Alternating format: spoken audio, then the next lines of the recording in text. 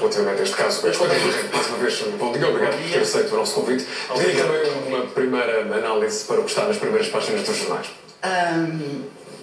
Eu talvez gostasse de fazer aqui um comentário à questão da Ucrânia. Portanto, há aqui uma notícia que é Obama exige apoio da NATO à Ucrânia. O meu comentário não seria sobre a guerra da Ucrânia em si, mas sobre um fenómeno que está associado e que eu acho fascinante. Já toda a gente percebeu que os movimentos islâmicos não têm dificuldade em arranjar voluntários para combater a guerra. Mas, pelos vistos, os europeus cristãos também se voluntariam para combaterem guerras. É estranho, mas parece que há uma percentagem da população masculina que gosta de combater em guerras. Isso é um fenómeno que na nossa cultura é difícil de perceber, mas é real, é incontestado. Eu acho fascinante ler as entrevistas dos voluntários em que explicam porque é que se voluntariaram. Eu li algumas, e há algumas que eu considero absolutamente psicadélicas. Há um espanhol a combater do lado da Rússia. Voluntariou-se e a explicação dele é que queria agradecer à Rússia o apoio que a União Soviética deu ao lado republicano na Guerra Civil Espanhola. Eu acho isto quase sem explicação. A Guerra Civil Espanhola é algo que aconteceu nos anos 30. Havia o lado da direita que deu origem ao franquismo e havia o lado em que estava tudo o resto. Os republicanos, os comunistas, os anarquistas, portanto, do centro para a esquerda estavam lá todos. E a União Soviética apoiou esse lado. E, pelos vistos, este senhor espanhol, por um motivo de esquerda, resolveu ir combater do lado da Rússia em agradecimento à União Soviética. Acho fascinante.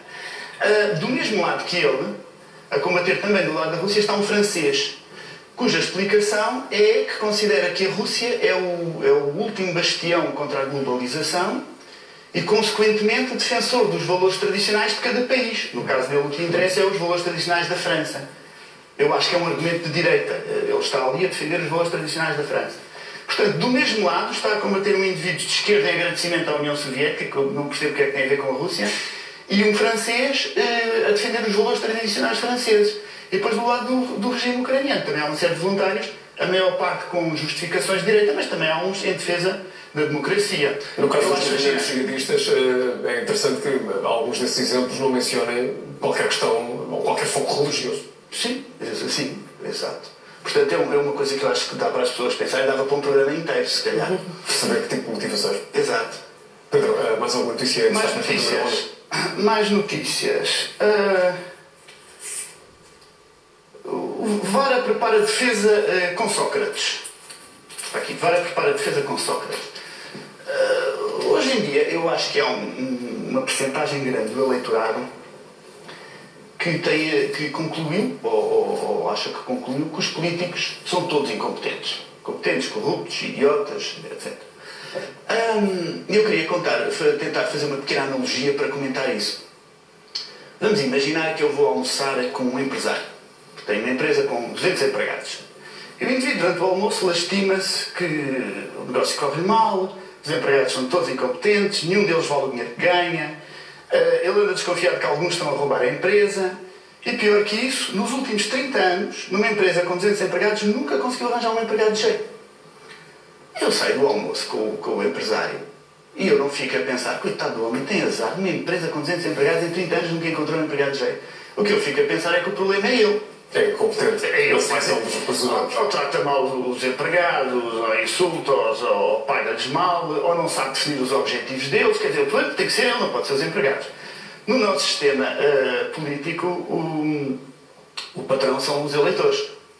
E os empregados são os políticos. Portanto, se os patrões concluíram que os políticos são todos incompetentes, ganham mal, não valem o que ganham, quero eu dizer, e nenhum governo presta, este governo não presta porque custou as pensões, custou não sei o quê, o anterior não presta porque fez falir o país, os outros anteriores também não prestavam, é altamente improvável que num país de 10 milhões de indivíduos todos os políticos sejam incompetentes. Portanto, eu desconfio seriamente que o problema se calhar está nos eleitores e que eles deviam olhar para eles, não é olhar para eles a pensar, não, somos nós que escolhemos mal, devíamos ter escolhido outros. Não é exatamente isso que eu quero dizer. Se calhar, os eleitores exigem aos políticos coisas irrealistas, é o mesmo que o patrão mandar o empregado fazer coisas que não fazem sentido, não é? Nós tratamos os nossos políticos de uma forma execrável. Um ministro, o dia-a-dia do ministro, eu não sou ministro, mas posso imaginar, o dia-a-dia do ministro, ele acorda de manhã, liga à rádio, ou vai à net, ou liga à televisão, o que ele ouve é insultos. Está o dia todo a ouvir indivíduos a dizer que o que ele faz não presta, que a política está errada, que não sei o quê. eu não acho que o Ministro alguma vez ouça elogios vindos do público enquanto exerce os seus cargos. Isto responde a um empregado entrar na empresa e o patrão começar a dizer: já chegou, você é um belo idiota, não faz nada de jeito, não é? O que é que eu vou fazer esta semana? Quanto é que eu lhe pago? Pago-lhe X, isto é muito mais do que você merece. É assim que nós tratamos os políticos. Se o indivíduo tratar os empregados assim, só tem 3 tipos de empregados. Os indivíduos coitados precisam daquilo, têm que aguentar, não é? Os indivíduos que são tão maus que não arranjam outro emprego, e os indivíduos que realmente estão a roubar e, portanto, aguentam aquilo porque dá-lhe jeito. E, portanto, se os eleitores tratam os políticos desta forma, têm este tipo de empregados. Portanto, eu acho que os eleitores deviam começar a olhar para si próprios e menos para os políticos. Está lançando um repto de reflexão. Vamos também ouvir os